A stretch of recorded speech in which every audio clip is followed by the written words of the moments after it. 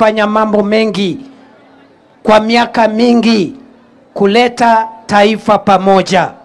Na wakati mheshimiwa aliyekuwa waziri mkuu amepumzika, ameenda kupumzika akiwa na amani. Walikuwa wanafanya kazi na rais wetu, sio kazi yao binafsi, kazi ya kuleta taifa pamoja, kazi ya kuunganisha Kenya yetu, kazi ya kuleta uwiano.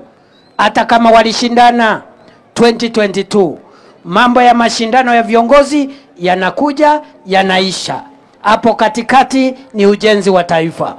Kwa hivyo mheshimiwa aliyekuwa waziri mkuu ameenda kupumzika akiwa na amani na akiwa ameridhiana na watu wote wa taifa letu la Kenya na wapinzani wote ambao alikuwa nao, wapinzani wa kisiasa.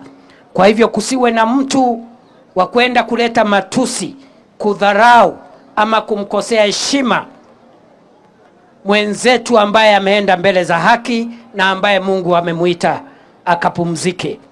Hiyo ni jambo la kuleta fedheha na aibu kwa kiongozi wa wote kuleta matamshi ya kudharau, kukejeli ama kusherekea ati kifo cha mwenzetu ambaye ni kiongozi ametumikia taifa letu kwa miaka mingi. Ama watu ya Katalibia mnasemaje?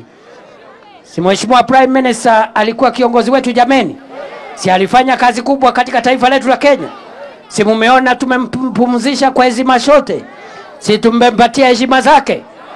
We accorded him a state burial, a state funeral with full military honors, with all the honors that can be given to a leader.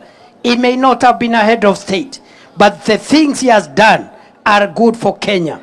And he has passed on as he was trying to bring Kenya together. We salute him and we pledge that we will continue with unifying Kenya, and that is the best thing we can do to honor and respect our departed Prime Minister Raila Amolo Odinga.